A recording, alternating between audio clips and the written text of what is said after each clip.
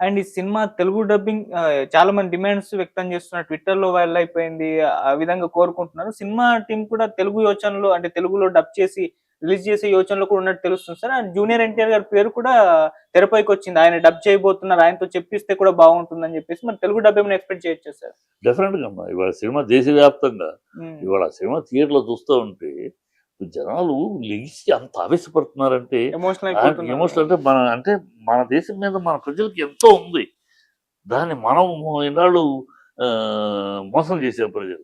ఇవాళ ఆ సినిమానే కాదు, నేను ఇండస్ట్రీ వ్యక్తిగా, సినిమా వ్యక్తిగా నేను అందరిని కోరుకుంటున్నా సినిమా ఇండస్ట్రీ మొత్తాన్ని. హ్మ్. తీస్తున్నాం. కమర్షియల్, మసాలా సినిమాలు తీస్తున్నాం. అప్పుడప్పుడు ఇలాంటి ఈ కమర్షియలే.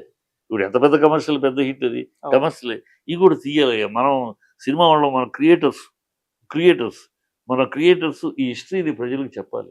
మన దేశంలో జరిగిన, దేశంలోని గొప్ప వీరుల విషయం, గొప్ప చరిత్ర చరిత్ర ప్రజలకు చెప్పాలి. హ్మ్. తెలియచెప్పగలిగే సాధనం సినిమా. మన సినిమా వాళ్ళందరం ఈ అన్ని సినిమాలు ఇలాంటివి కాకపోయినా అడపాదడపా ఇలాంటి సినిమాలు దేశ చరిత్రను చాటి చెప్పి, దేశ ఔన్నత్యాన్ని చాటి చెప్పి, మనం మన మన గొప్పతనాన్ని చాటి చెప్పి, ఆ వీరుల కథలు, ఆ దేశ కథలు తీయాలి. అన్ని భాషల్లో తీయాలి. హ్మ్. ఈ దేశం బంగారు పండిన భాగ్యం నిండిన మంగళ భారతదేశం, సస్యశ్యామల సుందర దేశం నా దేశం, వేదాలు పుట్టిన దేశం నా దేశం, అనేక సాంప్రదాయాలు సంస్కృతులు పుట్టిన దేశం నా దేశం, మహనీయులు విజ్ఞానులు వైజ్ఞానికులు నడిచిన దేశం నా దేశం, ఎన్నో మతాలకు పుట్టిల్లు నా దేశం, గణితంలో సున్నాన్ని కనిపెట్టిన దేశం నా దేశం, ప్రపంచం బట్టలు కట్టుకుంటానని తెలియని రోజుల్లో అగ్గిపెట్టెలో పట్టు వస్త్రాన్ని ఇచ్చిన దేశం నా దేశం. ఇంతటి గొప్ప దేశంలో పుట్టాను నేను అని ప్రతి భారతీయుడు గర్వంగా చెప్పుకునేలా ఉండాలి. ఉండాలి ఉండాలంటే మన చరిత్ర వాళ్ళకి తెలియాలి. Right sir. మన గతం వాళ్ళకి తెలియాలి. దయచేసి మన సినిమా వాళ్ళందరూ కూడా ఇలాంటి సినిమాలు తీద్దాం. ఈ డబ్బులొస్తాయి. ఈట్లికి డబ్బులొస్తాయి. తీద్దాం. మన బాధ్యత నెరవేరుద్దాం. బాధ్యతగా తీసుకోవాలని కోరుకుంటున్నాను. ఫైనల్‌గా ఇంకోటి సార్ అంటే అప్రిషియేట్ చేయకుండా ఉండలేము. విక్కీ కౌశల్ గారి పెర్ఫార్మన్స్ గురించి. అంటే చాలా మందిని ముగ్ధులు చేసేసారు. ఇన్నాళ్ళు అతని గురించి కొద్దిగా తెలుసు. అతను బాగా పెర్ఫార్మన్స్ తెలుసు. కానీ ఈ సినిమాతో అతనిలో ఉన్న నటుడు మరోసారి బయటపడ్డాడు. అండ్ నేషనల్ అవార్డ్ కూడా ఇస్తారు. ఆయనకు కన్ఫర్మ్ అన్నట్టుగా కూడా మాట్లాడేస్తున్నారు చాలా మంది. అండ్ ఇంకో ఫ్యాక్ట్ ఏంటంటే సార్ 2021 ఆ టైంలో 'పుష్ప' గాను అల్లు అర్జున్ గారికి నేషనల్ అవార్డ్ వచ్చింది. అప్పుడు పోటీలో 'సర్దార్ ఉధమ్' సినిమాకి విక్కీ కౌశలే ఉన్నాడు. అప్పుడు బాలీవుడ్ నుంచి ఈయనకు వస్తుందని ఎక్స్‌పెక్ట్ చేశారు. రాలేదు. అల్లు అర్జున్ గారికొచ్చింది. ఈసారి 'పుష్ప 2' అల్లు అర్జున్ గారికి వస్తుందేమో అని చాలా మంది ఎక్స్‌పెక్ట్ చేస్తున్నారు. కాకపోతే ఇప్పుడు విక్కీ కౌశల్ దెబ్బ కొట్టేసాడు. ఖచ్చితంగా విక్కీ కౌశల్‌కే వస్తుందని కూడా మాట్లాడేస్తున్నారు. దీనిపైన మీ ఒపీనియన్ ఏంటి సార్? వాళ్ళకి వీళ్ళకైనా ఉండదమ్మా. హ్మ్. మనుషుల్ని బట్టి ఉండదు. ఇప్పుడు అర్జున్‌కి ఇచ్చారంటే అక్కడ అర్జున్ సినిమాకి ఇవ్వల. హ్మ్. ఆ సినిమాకి కాదు ఇచ్చేది. తన performance. Performance award best actor award అది. అవును. బెస్ట్ మూవీ అవార్డ్ కాదు. అవును. బెస్ట్ పర్ఫార్మెన్స్ అంటే పర్ఫార్మెన్స్ ఎందుకు ఇచ్చారంటే అక్కడ అర్జున్ కనపడలా ఆ సినిమాలో. హ్మ్. పుష్పనే కనపడ్డాడు. అవును. పాత్ర కనపడింది.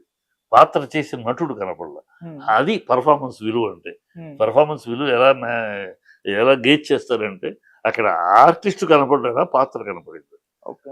డెఫినెట్‌గా ఎవరిని అడిగినా, ఇక్కడ చిన్న పిల్లాడిని అడిగినా అసలు అర్జున్ కనపడ్డా. అర్జునా అనుకోవాలా. అలా క్యారెక్టర్‌లో దిగిపోయి చేసాడు. ఇప్పుడు ఇక్కడ దీంట్లో అలా చేసాడు. హ్మ్. ఇప్పుడు రేపు మిగతా సినిమాలు ఏమున్నాయి, ఖచ్చితంగా అర్హత ఉంది. అవును ఈ సార్. సినిమాకి అవార్డ్ వచ్చే అర్హత ఉంది. హ్మ్. 'పుష్ప 2' నేను ఎక్స్‌పెక్ట్ చేయట్లేదు. ఓకే. వాళ్ళు 'పుష్ప 2' 1 వచ్చింది కనుక అనుకుంటారు కానీ 'పుష్ప 2'లో అయిపోయింది. ఆ పర్ఫార్మెన్స్ సేమ్ పర్ఫార్మెన్సే కదా! సేమ్ పర్ఫార్మెన్స్‌కి మళ్ళీ ఎవరు? ఓకే. దీంట్లో ఏదైనా డిఫరెంట్ ఉంటే హ్మ్. సేమ్ పర్ఫార్మెన్సే కదా! అదే 'పుష్పనే' కదా! హ్మ్. 'పుష్పరాజే' కదా! వేరే కాదు కదా! సో, దాంట్లో ఇచ్చినాక అదే పాత్రకి మళ్ళీ ఇవ్వటం ఉండదు. కనుక అది వాడు ఊరినే మాట్లాడుతూ ఉంటారు గానీ అది జరగదు. హ్మ్. ఇప్పుడు రాబోయే సినిమా ఇతను పర్ఫెక్ట్‌గా అవకాశం ఉంది. పర్ఫెక్ట్‌గా అవసరం ఉంది. ఇంకేమేమి సినిమాలొస్తాయో కూడా చూడాలి. ఓకే. సో, బాగా చేశాడు. పర్వాలేదు, ప్రజలు మెచ్చుకుంటున్నారు. హ్మ్. బాగా లీనమై చేశాడు. ఇక్కడ కూడా అవును. ఏంటంటే లీనమై చేశాడు. ఆర్టిస్ట్ కన్నా కూడా పర్ఫార్మెన్స్ కనపడింది. సో, డెఫినిట్‌గా అర్హత ఉంది. లెట్ అస్ హోప్ రావాలని రైట్. ఇంకోసారి. Right. Thank you so much sir. ఈ చదువుకుని, హ్మ్. అప్పుడు మాట్లాడాలి. బ్రాహ్మణుల 'గజయుద్దీన్' ఆహ్, గారి గంగాధర్‌గా పేరు మార్చుకున్న దొంగల, వాళ్ళు బ్రాహ్మణులా లేకపోతే ఆఫ్ఘన్ నుంచి వచ్చిన పార్సీ ముస్లింలా తెలుసుకొని మాట్లాడాలి. ఓకే. మోతీలాల్కి పుట్టాడా నెహ్రూ, లేకపోతే మోతీలాల్ పెళ్లి చేసుకున్న ముస్లిం ఆవిడకి ఆల్రెడీ పుట్టిన కొడుక తెలుసుకుని మాట్లాడాలి. ఓకే. వీళ్ళు ఎట్లా అవుతారే బ్రాహ్మణులు? మీ నెహ్రూనేమో అట్లా ఇద్దరు ముస్లిం పుట్టాడు. రాజీవ్ గాంధీనేమో ఇందిరాగాంధీనేమో ఒక ముస్లింని పెళ్ళాడింది. రాజీవ్ గాంధీ సంజయ్ గాంధీ పుట్టింది ఇందిరాగాంధీకి ముస్లింకి. ఇందిరాగాంధీ కూడా ముస్లిం, అసలు పేరు ముమ్మం బేగం మీద ఉంది ఆవిడ పేరు. ఓకే. సో ఇందిరాగాంధీ అని మార్చారు. అవి ఆడకు పుట్టింది మీరు. నువ్వు రాహుల్ గాంధీ ఎవరికి పుట్టాడయ్యా? ఒక క్రిస్టియన్కి, ఒక ముస్లిమ్స్కి. ఇద్దరు ముస్లింకి పుట్టిన ఖాన్కి పుట్టినవాడు రాహుల్ గాంధీ. ఖాన్కిను ఇందిరాగాంధీ. రాహుల్ గాంధీ వీళ్ళు పుట్టింది ఎవరికయ్యా? ఒక ముస్లింకి, ఒక క్రిస్టియన్కి. మీ దగ్గర ఎక్కడ అసలు ఒక నిర్దిష్టమైన కులం ఎక్కడుంది, మతం ఎక్కడుంది, జాతి ఎక్కడుంది, జాతీయత ఎక్కడుంది? మా కర్మ కొద్దీ ఈ భారతదేశానికి అప్పుడు దురదృష్టం కొద్దీ మీరు ఒక 70 ఏళ్ళు ఈ దేశాన్ని ఏలగలిగారు. స్వాతంత్రం 47 వస్తే నిజమైన స్వాతంత్రం కాంగ్రెస్ పతనం తర్వాతే మనకు వచ్చింది. ఆ కాంగ్రెస్కు ఆ 70 ఏళ్ళు కూడా బ్రిటిషర్స్ రూపంలో బ్రిటిషర్స్ మారువేషంలో భారతదేశాన్ని పరిపాలించడం ఈ కాంగ్రెస్. ఈ దేశ ద్రోహ పార్టీ.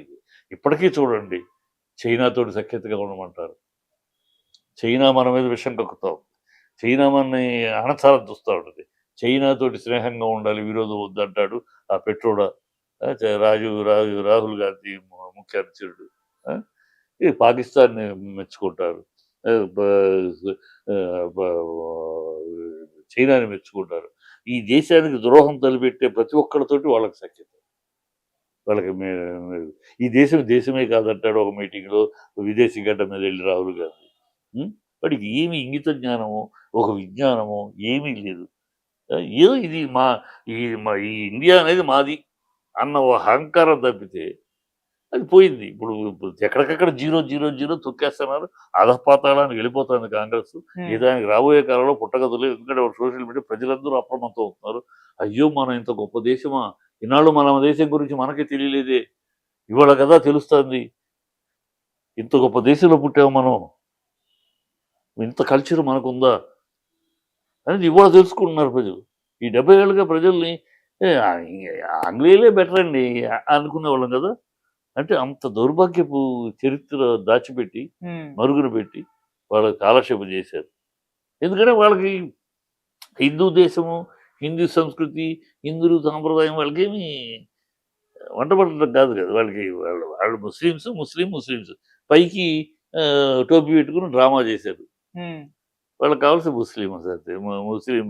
అందుకనే జిన్నాకి ఒక పార్టు, కాశ్మీర్ పండిట్ కావచ్చు. ఆ ముగ్గురు ఎవరు? జిన్నా తల్లి ఎవరు? ఇరానీ అమ్మాయి. ఎవరికి పెళ్ళాం? మోతీలాల్కి మూడో పెళ్ళాం. ఆవిడ పుట్టినవాడు జిన్నా. కాశ్మీర్ అబ్దుల్లా ఎవరు? ఈయన ఇదే మోతీలాల్కి ఇంకో భార్య. కాశ్మీరు సర్వెంట్ మేడ్ తోటి ఈయన చేసి పెళ్లి చేసుకున్నాడు. ఆయన పుట్టినాడు అబ్దుల్లా. అంటే ఈ దేశాన్ని 3 భాగాలు చేసి ముగ్గురు కజిన్స్ పంచుకున్నారు.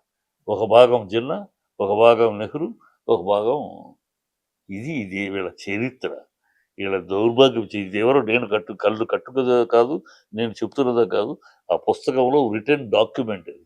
మిథాయ్ అనే ఒక వ్యక్తి, ఆయన నెహ్రూ దగ్గర 16 సంవత్సరాలు 20 సంవత్సరాలు పిఏగా పనిచేశాడు. ఆయన రాసిన ఆత్మకథ. ఎవరైనా చదవచ్చు.